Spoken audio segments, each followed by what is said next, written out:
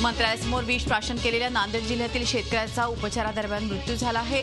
2 दिवसांपूर्वी या शेतकऱ्यानं मंत्रालयासमोर विष प्राशन केलं होतं। दुष्काळ मदत निधी योग्य प्रमाणात न मिळाल्यानं या शेतकऱ्यानं अशा प्रकारे थेट मंत्रालयासमोर विष पिऊन आत्महत्या केल्याचा आरोप होतो आहे।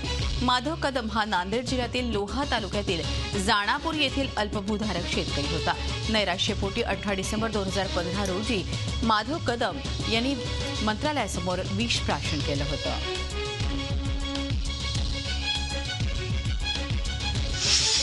दुष्काळ आणि पाणी टंचाईमुळे आता लातूर जिल्ह्यातील नागरिक स्थलांतर करत आहेत। औसा तालुक्याच्या मासुर्डी या गावातील जवळपास 500 जणांनी स्थलांतर केलं आहे।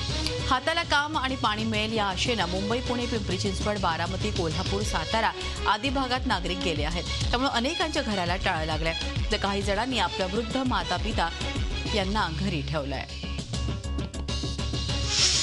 शिक्षकी पेशाआड सावकारी करणाऱ्या सहशिक्षिका भारतबाई गणपतराव जखाते यांना अखेर जिल्हा परिषदेनं निलंबित केलं आहे। लोहारा तालुक्यातील हिप्परगा या गावच्या जिल्हा परिषदेच्या शाळेत भारतबाई सहशिक्षिका पदावर होत्या। मात्र ज्ञानदानाचं काम करण्यापेक्षा त्या नाडलेल्या शेतकऱ्यांना व्याजी पैसे देऊ लागल्या आणि या धंद्यात त्यांनी अनेक शेतकऱ्यांच्या जमिनी हडपल्या। त्यांच्या या बेकायदेशीर सावकारीवरून नकाते मॅडमांना उस्मानाबाद जिल्हा परिषदेनं निलंबित केलंय। अवैध सावकारी प्रकरण निकाली काढण्यासाठी प्राधिकरण स्थापन करणार तातडीनं निकाली काढणार असल्याचंही ते म्हणाले। दुष्काळाच्या पार्श्वभूमीवर सावकारांविरोधात राज्य सरकार लवकरच कडक पावलं उचलणार असल्याचे संकेतही त्यांनी यावेळी दिले। शिवसेनेच्या जैतापूर प्रकल्पाला विरोध कायम आहे। भाजप हा प्रकल्प कोकणाच्या माथी मारण्याचा प्रयत्न करत असल्याची टीका शिवसेना खासदार विनायक राऊत यांनी केली आहे। या प्रकल्पाला शिवसेना विरोध करणार असून या संदर्भात पंतप्रधान नरेंद्र मोदींची भेट घेणार असल्याचं राऊत म्हणाले। पाकिस्तान फक्त बाळासाहेब ठाकरेंना घाबरत होतं, त्यामुळेच त्यांना मारण्याचा ते वारंवार कट करत होते, असं शिवसेना नेते रामदास कदम यांनी म्हटलं आहे। औरंगाबादमध्ये शिवजयंतीनिमित्त आयोजित कार्यक्रमात ते बोलत होते। हेडलीच्या जमानीतून जे समोर आलंय ते धक्कादायक असल्याचंही ते म्हणाले। तसंच राज्यात 2 शिवजयंती नको, एकच असावी असंही त्यांनी म्हटलं। याबाबत मुख्यमंत्र्यांशी बोलणार असल्याचं कदमांनी सांगितलं। राज्याचे महाधिवक्ता श्रीहरी अणेंच्या पत्रकार परिषदेत गोंधळ झाला। अणेंची पत्रकार परिषद सुरू असताना स्वतंत्र विदर्भवादी आणि महाराष्ट्रवादी भेटले। नितेश राणेंच्या स्वाभिमान संघटनेच्या कार्यकर्त्यांनी या पत्रकार परिषदेमध्ये जोरदार गोंधळ घातला। यावेळी स्वाभिमानच्या कार्यकर्त्यांनी जोरदार घोषणाबाजी केली। या गोंधळाप्रकरणी 15 जणांना ताब्यात घेण्यात आलंय। महाराष्ट्रानं विदर्भाचा पैसा चोरल्याचं विधान अणेंनी केलं होतं। मुंबईतील डम्पिंग ग्राउंडच्या मुद्द्यावरून आता सत्ताधारी भाजपलाच या प्रश्नाविरोधात रस्त्यावर उतरण्याची वेळ आली आहे। भाजप ईशान्य मुंबईत 2 दिवस विविध ठिकाणी धरणं आंदोलन करणार आहे। त्यात भाजप खासदार यांनी हा डम्पिंग ग्राउंड घोटाळा असून यामध्ये मोठ्या प्रमाणात मनी लॉन्ड्रिंगचं जाळं असल्याचा आरोप केलाय। शिवसेना पक्ष डम्पिंग ग्राउंडचं विकेंद्रीकरण करण्यास उत्सुक नसल्यामुळे हा प्रश्न उद्भवल्याचं किरीट सोमय्या यांनी म्हटलंय। देवनार डम्पिंग बंद करण्याच्या मागणीसाठी मुंबई काँग्रेसच्या वतीनं देवनारमध्ये रास्ता रोको आंदोलन करण्यात आलं। गेल्या काही दिवसांपासून देवनार डम्पिंग ग्राउंडमध्ये लागत असलेल्या आगीमुळे मुंबईकरांना त्रास सहन करावा लागतोय। त्यामुळे हे डम्पिंग ग्राउंड बंद करून तळोजाला हलवण्याच्या मागणीसाठी मुंबई काँग्रेस अध्यक्ष संजय निरुपम यांच्या नेतृत्वाखाली हा रास्ता रोको करण्यात आला। आयुक्त ई रवींद्रन आपण भाजपच्या इशाऱ्यावर काम करत असल्याच्या आरोपाचा त्यांनी इन्कार केला आहे। मल्लेश शेट्टी यांच्यावरती झालेली कारवाई ही कायदेशीर मार्गाने झालेली असून लवकरच आणखीन काही नगरसेवकांवरही कारवाई करण्याचे संकेत त्यांनी दिले आहेत। कल्याण डोंबिवली महापालिकेतील 15 आजी-माजी नगरसेवकांबाबत पालिका आयुक्तांकडे अनधिकृत बांधकाम प्रकरणी तक्रारी आल्या होत्या। एकीकडे प्रशासन पाणी वाचवण्यासाठी नागरिकांना आवाहन करते, तर दुसरीकडे मात्र शासनाच्या एमआयडीसी खात्याचा बेजबाबदार आणि गलथान कारभार काही केला थांबत नाहीये। ठिकठिकाणी पाण्याचे पाईप फुटत असतानाच पाण्याची गळती सुद्धा अनेक ठिकाणी होताना दिसते। डोंबिवलीमधील एमआयडीसी परिसरात पाणी गळतीचं प्रमाण दिवसेंदिवस वाढतच चाललंय। 2 दिवसांपासून एमआयडीसी फेज 2 मध्ये पाणी वाया जात आहे। स्थानिक रहिवासी आणि सामाजिक कार्यकर्ते यांनी याबाबत एमआयडीसीमध्ये तक्रारही केली, मात्र अद्यापही तिथे कोणीच लक्ष घातलेलं नाही। कोल्हापूर महानगरपालिकेचे स्थायी समिती सभापती मुरलीधर जाधव यांच्यावरती बेटिंग प्रकरणी गुन्हा नोंदवण्यात आलाय। पाकिस्तान आणि ऑस्ट्रेलिया सामन्यादरम्यान पोलिसांनी कोल्हापुरातल्या सम्राटनगर इथे छापा टाकला। या सामन्यावर बेटिंग करणारे तेजू महाडिक आणि अमित बुकशेट यांना मुद्देमालासह अटक केलेली आहे। चौकशी अंती या दोघांनीही नगरसेवक मुरलीधर जाधव आणि अन्य व्यक्तीच्या सांगण्यावरून बेटिंग होत असल्याची माहिती पोलिसांना दिली। गेल्या वर्षी विरोधी पक्षनेता असतानाही बेटिंग प्रकरणी जाधव यांना अटक करण्यात आली होती।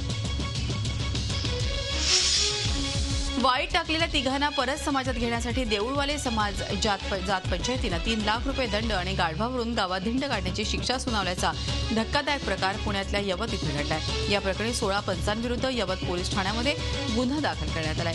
या तिघांना सुनावण्यात आलेली शिक्षा आणि दंडाची पूर्तता केल्यानंतर परत समाजात घेतलं जाईल अशी धमकीही देण्यात आली होती। या प्रकरणी संबंधित पंचाविरुद्ध तक्रार केल्यानंतर पोलिसांनी जात पंचायतीविरुद्ध गुन्हा नोंदवला। अंबरनाथमधील भंगाराच्या गोदामातील चोरीची घटना सीसीटीव्हीमध्ये कैद झाली आहे। रात्रीच्या सुमारास 3 चोर अंबरनाथ इथल्या बुवापाडा भागातील बंसीधर बरनवाल यांच्या भंगाराच्या गोदामात चोरी करण्यासाठी घुसले होते। यावेळी एक चोर गोदामाच्या बाहेर उभा होता। त्याला या भागातील काही पोलीस मित्रांनी पकडलं आणि पोलिसांच्या ताब्यात दिलं। त्यानं दिलेल्या माहितीनुसार सकाळी गोदाम मालक आणि इतर लोकांनी बुवापाडा भंगार गलीत राहणाऱ्या दोघांना पकडून पोलिसांच्या ताब्यात दिलं। सुनील पाणीराही, अजय कुमार पाठक आणि मोबिन खान अशी या 3 चोरांची नावं आहेत। धुळे पोलिसांनी अट्टल दरोडेखोरांच्या टोळीच्या मुसक्या आवळल्या आहेत। या टोळीनं धुळे जिल्ह्यातल्या लामकानी गावात दिवाळीच्या तोंडावर 8 लाखांचा दरोडा घातला होता। या प्रकरणी पोलिसांनी दौंड तालुक्यातील सराफासह 4 दरोडेखोरांना अटक केली आहे। अनिल बाफना यांच्यावरती हल्ला करून त्यांच्या जवळ 8,70,000चे दागिने दरोडेखोरांनी लुटले होते। या प्रकरणी पोलिसांची या दरोडेखोरांवर नजर होती। अखेर सोनगीर पोलिसांना दरोडेखोरांची खबर मिळताच त्यांनी सापळा रचून तिघांना अटक केली आहे।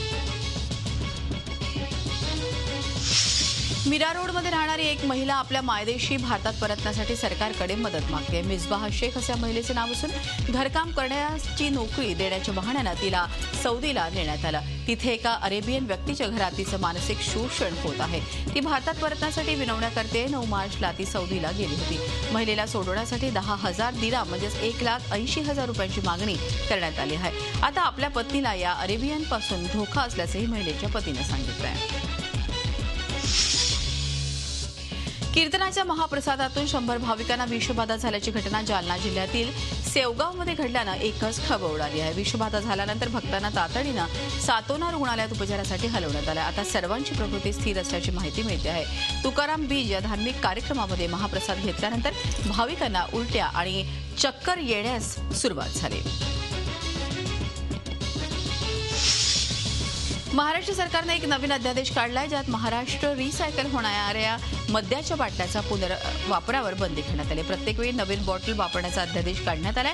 आता या विषयावरून नवीन वाद निर्माण झालाय। एकीकडे प्रदूषण कमी करण्यासाठी काचेचं रिसायकलिंग होणं आवश्यक असताना ही प्रक्रियाच बंद पडण्याची चिन्ह निर्माण झाली आहेत। नवीन कंपन्यांच्या फायद्यासाठी सरकारनं हा अध्यादेश काढण्याचा आरोप आता केला जातोय। पिंपरी चिंचवड येथील साहित्य संमेलन अत्यंत भव्य दिवस झाल्यानंतर आता 2017 मध्ये होऊ घातलेल्या साहित्य संमेलनासाठी मात्र कल्याण वगळता एकही निमंत्रण आलेलं नाही। येत्या 31 मार्चला आमंत्रण पाठवण्याची शेवटची तारीख आहे। यंदा पडलेल्या भयानक दुष्काळामुळे संमेलनासाठी इच्छुक असणाऱ्या मराठवाड्यातील संस्थाही उदासीन आहेत। तसंच पिंपरी चिंचवड येथील साहित्य संमेलनासाठी झालेल्या अवाढव्य खर्चापुढे आपण हे शिवधनुष्य पेलू शकू का या भीतीमुळे कोणतेही आयोजक साहित्य संमेलनासाठी धजावत नसल्याची चर्चा आहे।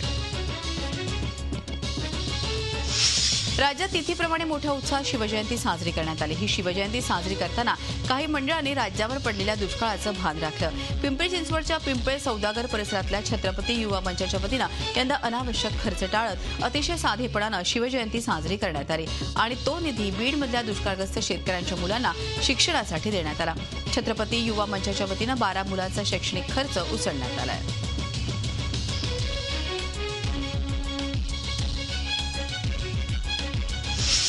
छत्रपती शिवाजी महाराजांची जयंती तिथीप्रमाणे बुलढाणा जिल्ह्यात उत्साहात साजरी करण्यात आली। शिवजयंती निमित्तानं नांदुरा शहरामध्ये शिवजयंती उत्सव समितीच्या वतीनं भव्य दिव्य शोभायात्रेचं आयोजन करण्यात आलं होतं। ढोल तशा झांज पथक, सनई चौघडा आणि तुतारी वादन या मिरवणुकीचं आकर्षण ठरलं। सोबत महाराष्ट्रातील थोर संतांचे देखावेही यावेळी साकारण्यात आले होते। राज्यभर शनिवारी तिथीनुसार शिवजयंती सोहळा साजरा केला गेला. त्यानिमित्तानं मुंबई विमानतळावर शिवशाही अवतरली. भारतीय कामगार सेनेच्या वतीनं हा कार्यक्रम आयोजित करण्यात आला. यावेळी शिवसेना पक्षप्रमुख उद्धव ठाकरेंनी छत्रपती शिवाजी महाराजांच्या पुतळ्याला पुष्पहार अर्पण करून मानवंदना दिली. तर दादरच्या शिवाजी पार्कमध्ये मनसेकडून शिवजयंती उत्सव साजरा करण्यात आला. यावेळी राज ठाकरेंनी शिवरायांच्या अश्वारूढ पुतळ्याला पुष्पहार अर्पण करून अभिवादन केलं. विशेष म्हणजे शिवजयंतीच्या निमित्तानं मनसेचा नवा झेंडा शिवाजी पार्कात फडकला.